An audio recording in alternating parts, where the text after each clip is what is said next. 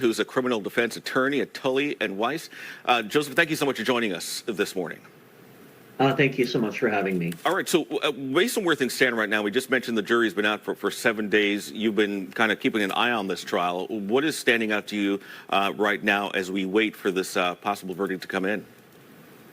I guess the length of the deliberations, you know, at some point when you first start out, you know nothing about juries, and then the more experience you get, you think you know something, and then you get even more experience and you realize you know nothing again and can never know anything. So it's really, really hard to predict, but I think what really stands out to me is the length of time that it took for the jury to reach a verdict. Tell me why that stands out to you as an attorney and someone who's been keeping an eye on this case.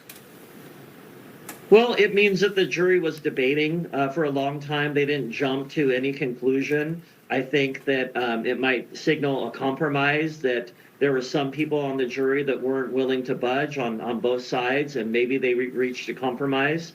On the other hand, maybe one side wore the other side out.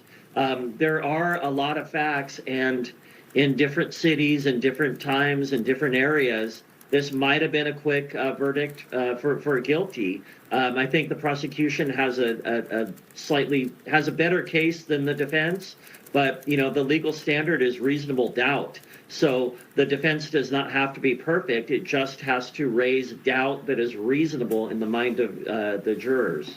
And based on what you've heard, I mean, can you make a judgment call on that? I know it's kind of hard to do something like that in a situation where you're only reading the updates on what's coming out of the court, but have the defense raised reasonable doubt in this case?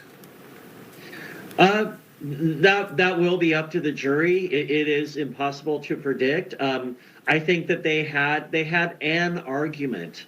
It wasn't the strongest reasonable doubt argument. They were going with self-defense, and when you argue self-defense, once the defense puts forward enough facts to support self-defense, then it becomes the prosecution's duty or their burden to rebut the self-defense. In other words, they have to prove that there was no reasonable doubt for self-defense. So self-defense cases are unique in that way, in that the burden does shift to the government once the defense raises it. Yeah, I wanted to ask you about the self-defense argument here.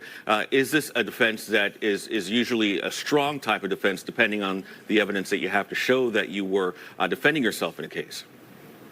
So it can be a very strong defense, but a lot of times with self-defense, it means that your client has to testify. But that's exactly what happened here, is that they put their client on the stand, and he did okay. There were a lot of headlines about that it was contentious between the defense and the prosecution, or the accused. And, a lot of times, anger and hatred do not play well in court. So if the defense, or if the accused loses their composure on the stand, gets angry, shows a flash of anger, sometimes that's enough for the jury to say, well, he's angry, he must have done it. So, but on the other hand, he did testify, he did establish that he acted in self-defense. The evidence doesn't clearly refute him, but again, the evidence does, I think, in my opinion, favor the prosecution. He said that he was attacked with the knife first. I didn't see a lot about defensive wounds. If that happened, how was the decedent disarmed? And I'm using deliberately, clinical terms, sure. The accused, the decedent, sure. Which is how the jury and how we have to approach law very clinically. It is a science, and we try to get away from human emotion and decide things on reasonable value, which is intellectual versus emotional. So people shouldn't be dismayed at people when they're analyzing things legally that it is clinical sometimes. You talked about the difficulty in kind of predicting what a jury could do here, and you talked about knowing you think earlier on in your career that you know what a jury is going to do, and then not knowing what it's going to do. What are some of the things that have led you down the path of saying, hey, I give up, I can't really predict what a jury will decide after my case has been submitted to them? It just happens. I think I have over 75 jury trials. Could be more. I don't know. I stopped counting, but yeah, it just happens with experience. And I think the what you do is you adopt that. I don't know. I can never know. This is where what I can know is what I can do for the case, and I will put all my energy into that, and just sort of leave it up to the jury. Just with experience, you're always surprised by a jury. Juries are composed of humans, and as much as law is, as I was, saying, it should be clinical, should be rational, which is an intellectual exercise, really. A lot of times jurors will focus on or will be swayed by emotion, Yeah. or will go by common sense rather than the law, or will go by personal beliefs over facts that were established in court. And this goes both ways for the prosecution and the defense. Generally speaking, the prosecution has very solid edges over the defense in any case. Wow.